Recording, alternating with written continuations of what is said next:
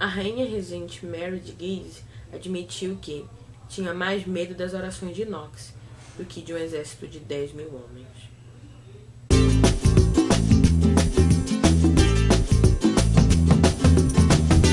Olá, eu sou a Luma Carneiro, bem-vindo ao canal Extraordinário Leitor Ordinário, e hoje vamos continuar a minha proposta de 12 livros para 2019. Vou deixar esse meu vídeo lá embaixo no box de descrição e o cartãozinho aqui em cima para lembrar você. Mas lá eu só falo de 6 livros que eu me programei para o primeiro semestre.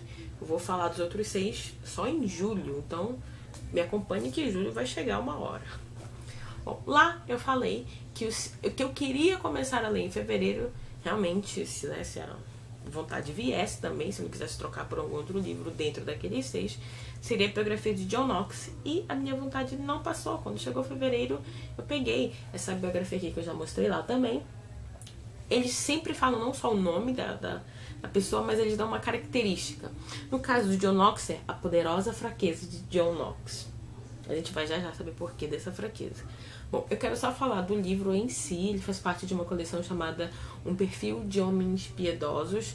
Eu lembro que tem o Spurgeon lá também, João Calvino provavelmente, Martyn Lloyd-Jones, e eu peguei do John Knox para ler.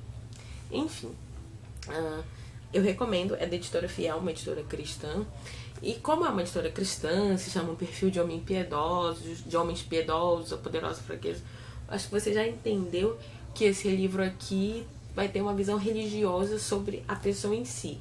Então, se você quer saber detalhe por detalhe da vida do John Knox, assim, sabe, tipo, que dia, que hora que nasceu, se estava chovendo, se estava sol, esse não é um livro tão recomendado assim, tá? Ele traz essa visão religiosa sobre o John Knox, né? Então ele é mais voltado para isso mesmo. Não dá nem pra dizer que tá toda a vida dele aqui, tá?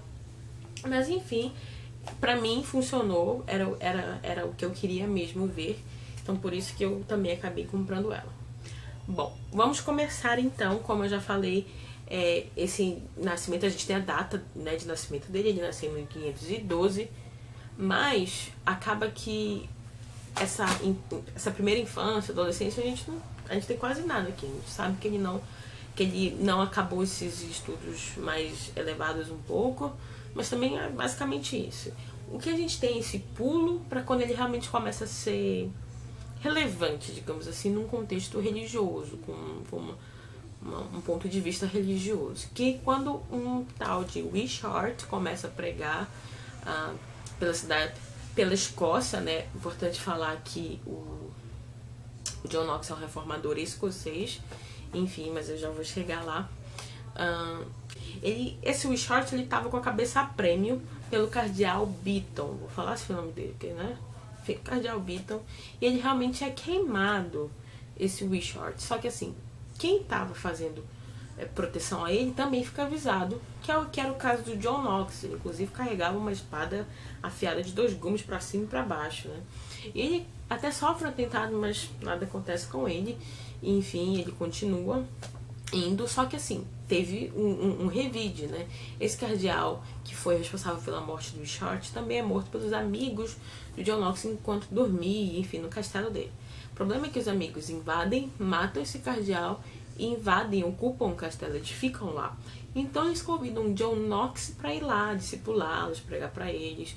O John Knox não participou da invasão, mas ele pensa que, ok, né, tipo, já aconteceu, então agora eu não sujei minhas mãos, algo assim. Um pensamento meio estranho, mas ele vai e começa a discipulá-los mesmo, começa falando para poucas pessoas. O problema é que a rainha regente fica possessa com isso, e ela quer o castelo de volta, assim, né? Ela não quer que fique a mão de jovens religiosos e um pouco revoltados, eu diria, né? E acaba que ela pede então ajuda à França, enquanto os invasores pedem ajuda à Inglaterra, ao rei Henrique VIII. O problema é que o rei Henrique VIII não manda ajuda e a França manda, né?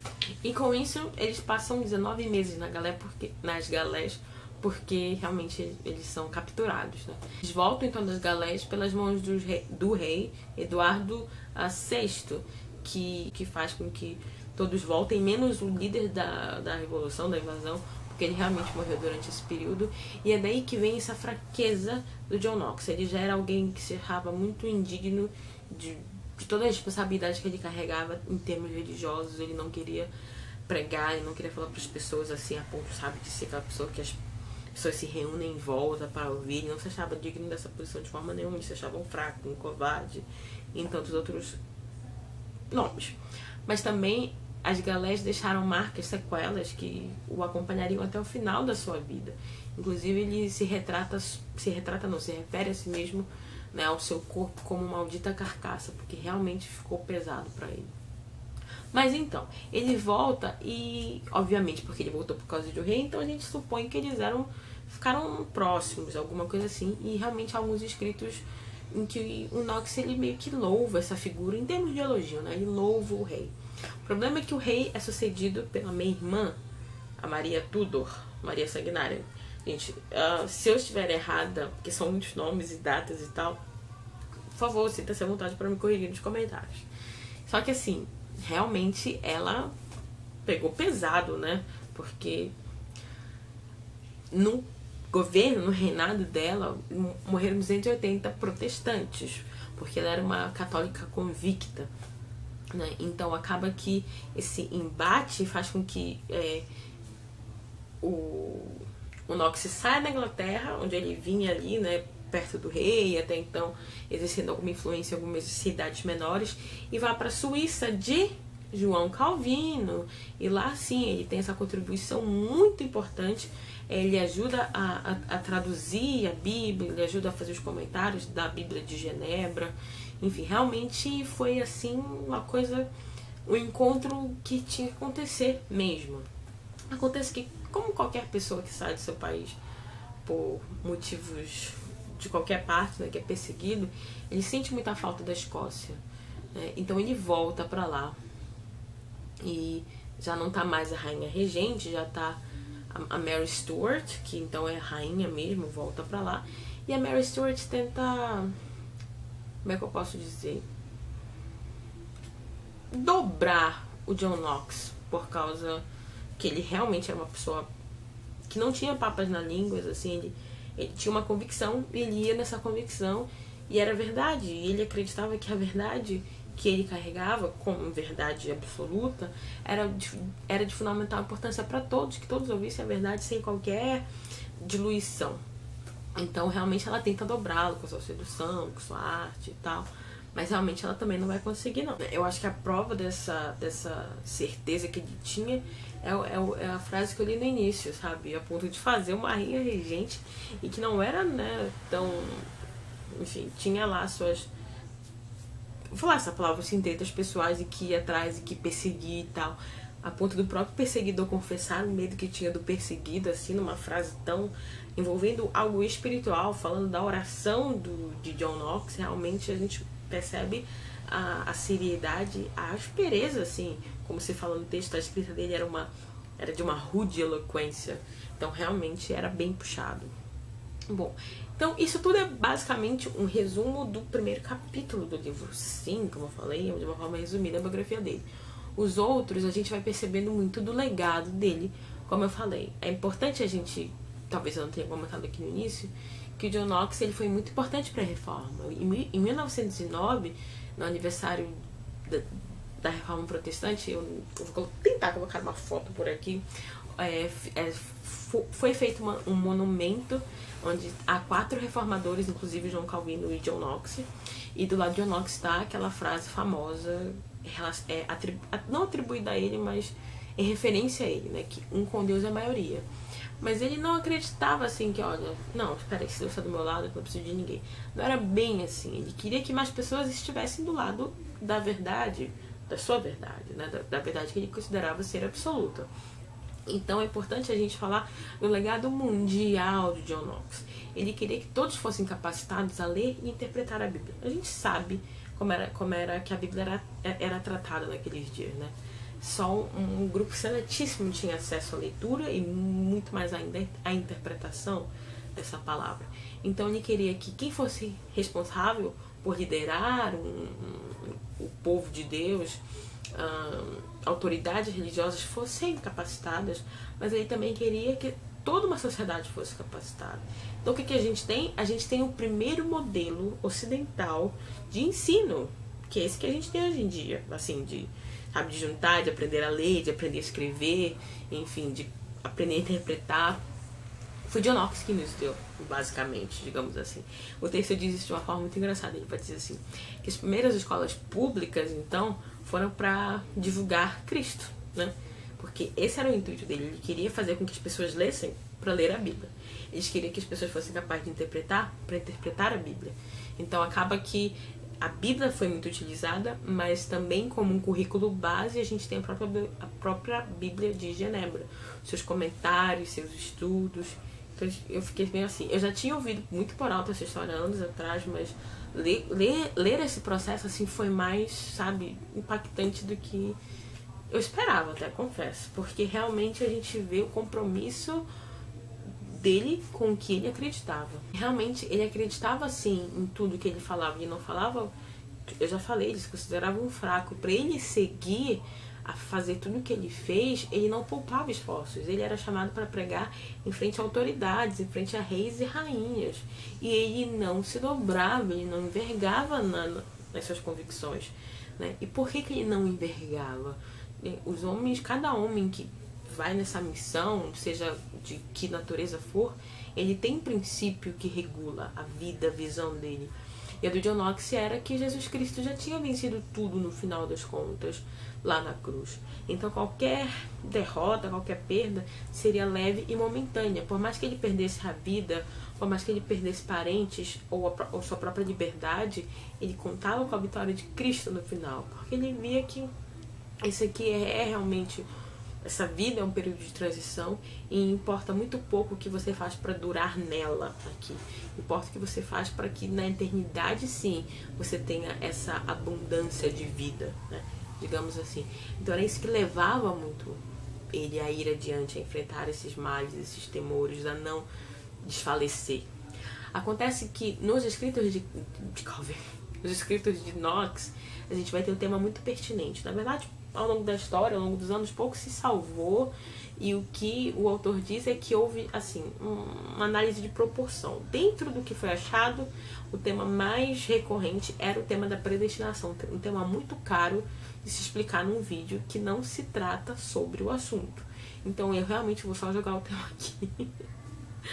Desculpa, gente, mas é porque se eu for entrar, eu vou ter que fazer um vídeo dentro de um vídeo, então acho que não vai rolar muito não. Mas enfim, dentro disso que foi achado, ele falava muito disso, de predestinação dos filhos de Deus. Então se faz uma análise de proporção e se entende que realmente a maioria dos seus escritos era sobre esse tema, seus escritos doutrinários, obviamente. Porque a gente tem que analisar um homem dentro do seu contexto, e era um contexto, obviamente, em que a mulher era subjugada, era deixada de lado, mas não por Knox. Apesar de ele ter essa aparência, ele realmente se importava muito com as mulheres. Ele vivia trocando correspondências com a mãe, ele gostava muito de aconselhar senhoras, viúvas. Então existe aqui alguns trechos, então realmente ele tinha esse cuidado, sim. Ele foi um homem muito importante nesse contexto de reforma, né? A gente sabe como Martinho Lutero começou com as 95 teses, e a gente sabe o que ele não queria romper, né, com a Igreja Católica. Ele queria justamente reformar. Ele sabe que existiam algumas coisas que a Igreja Católica vinha conduzindo de forma errada e que elas precisavam ser reparadas. É claro que da forma que Martinho coloca a coisa, não dá para se esperar outra resposta da Igreja Católica, né? Senão essa revolução que foi no mundo. Depois, obviamente, nós também temos a Contra-Reforma. Mas é importante dizer, sim, que Knox foi uma pessoa muito importante nesse movimento. Inclusive, depois da biografia dele, a gente vai ter aqui, ó, linha de tempo de John Knox e da Reforma.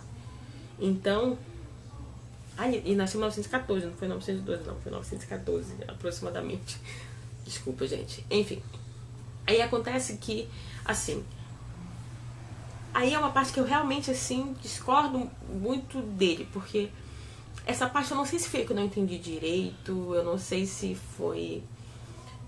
se realmente foi assim, realmente talvez uma incongruência da parte dele, não sei. Porque em 1560 ele faz com que o parlamento escocês aprove a confissão de fé escocesa que ele tinha feito, ele e mais alguns outros amigos, se eu não me engano, até o livro vai dizer todos de nome John. Enfim, tudo bem até aí, sabe, como um modelo religioso ou algo assim. O problema é que com esse movimento do parlamento, eles também passaram a considerar a prática do catolicismo uma prática criminosa, ofensiva. O que eu, como protestante que sou, obviamente não concordo. Eu acredito muito que todos têm que ter a sua liberdade, inclusive religiosa, claro, né, dentro daqueles princípios que a minha fé não ofenda a sua liberdade. Isso numa visão muito genérica. Se fosse entrar em detalhes maiores, também seria um terceiro vídeo, mas enfim, vamos ficar só nesse primeiro princípio. E porque ele acreditava que um governante, né, um rei, a rainha, ao mesmo tempo que precisava ser independente, ele também acreditava que tinha que estar subordinado à igreja, e obviamente a sua igreja, a igreja protestante, né? É uma coisa que eu acredito que... eu não sei nem dizer, assim, de verdade, eu precisaria de mais estudos sobre o próprio John Knox, sobre outros reformadores, e sobre outros homens que, né, se destacaram a esse nível dentro da reforma e nos tempos que se sucederam, porque realmente é um assunto meio complexo e que eu, da forma que foi exposta aqui no livro, não concordo. Agora, do livro em si, foi um livro que teve muitos problemas de... eu não sei de separar a tradução de revisão, não sei quando é que é outro. Eu sei que teve problemas de português aqui no livro. Palavras faltaram, os tempos verbais estavam trocados. Bom, eu fui procurar, eu nem sabia, essa Mary Guise, falam Mary of Guise, Mary de Guise em francês, eu acho. Só que aqui no livro tá só Mary Guise, eu não sei o que seria esse Guise, se é um reino, se é uma cidade, se é um título, não sei. Então, eu acho que é aqui que está errado, né? Mas entre outras coisas que eu... no meio do livro eu desisti de prestar atenção nos erros, porque tinham, sabe, era um pouco recorrente, assim. Então, eu não sei exatamente quantas edições já vieram, quantas reimpressões vieram depois dessa edição, revisão, sei lá. Mas é um pouquinho problemático. Eu achei que faltou um pouquinho de cuidado, de esmero, né, nessa parte. Eu queria ler pra vocês aqui, depois da linha do tempo entre John Knox e a Reforma, a gente tem a Confissão de Fé Escocesa na íntegra, bem aqui, que deve ocupar ali cerca de 30 páginas, mais ou menos. Pra a gente conferir um pouco dessa rude eloquência, eu queria ler 2 trechos, que o primeiro e o terceiro capítulo são capítulos muito pequenininhos, gente. Alguns maiores, de mais de uma página, mas geralmente assim, algumas linhas só. E esse eu queria ler. O terceiro capítulo fala do pecado original. Fala assim: por essa transgressão, conhecida como pecado original, a imagem de Deus foi totalmente deformada no homem, e ele e seus filhos se tornaram, por natureza, inimigos de Deus, escravos de Satanás e servos do pecado, de modo que a morte eterna tem tido e terá poder e domínio sobre todos os que não foram, não são e não forem regenerados do alto. Este novo nascimento se realiza pelo poder do Espírito Santo, que cria nos corações dos escolhidos de Deus uma fé firme na promessa de Deus, a nós revelada pela sua palavra. Por essa fé aprendemos Jesus Cristo, com os seus dons gratuitos e com as suas bênçãos nele prometidas. Eu achei forte, assim, de verdade. Talvez para quem não esteja acostumado, enfim, realmente para mim mostra muito o quanto ele não cedia.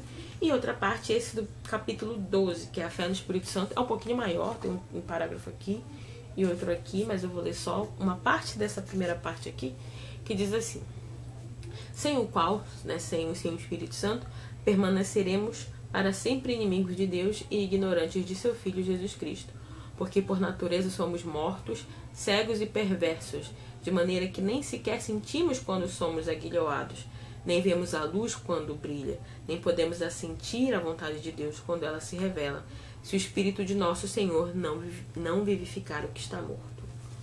Realmente é um belo apanhado no sentido religioso. Então, mais uma vez, não custa dizer, se você não quer tanto essa visão, mais uma vez, políticas, a religiosa, da oração, da importância dos amigos, uma análise um pouco mais profunda dos escritos dele, mais profunda no sentido de aquilo ser a verdade, ok? realmente vá atrás de um outro livro. Duras lutas, mas ele venceu. Perguntaram-lhe em seus últimos instantes: tens esperança?